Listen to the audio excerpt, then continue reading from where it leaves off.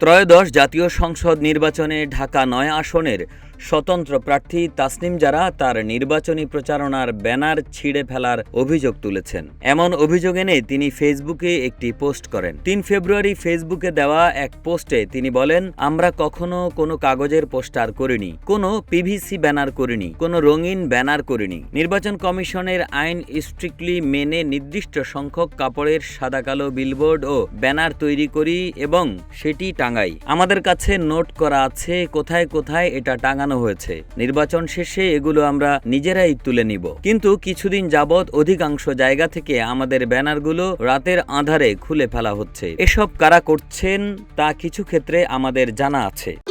ভবিষ্যৎ হোক নিরাপদ, বিনিয়োগ হোক বিশ্বস্ত, আর আমার পছন্দ সল্ট বে। ওয়েলকাম টু সল্ট বে। আমরা আবারও কিছু সাদা কালো কাপড়ের ব্যানার টাঙানোর উদ্যোগ নিচ্ছি। নির্বাচন কমিশনের বিধিনিষেধ মেনেই সেটা করছি। আপনারা বিপক্ষ দলের ব্যানার ছিঁড়ে ফেলার এই সংস্কৃতি ছাড়ুন। আপনারা অনেস্ট রাজনীতির কথা মানুষকে বলেন, অনেক ধন্যবাদ। তবে অনেস্ট রাজনীতি একা করা যায় না, নেতাকর্মীদেরও অনেস্ট হতে হয়। নেতাকর্মীদের সামলান প্লিজ।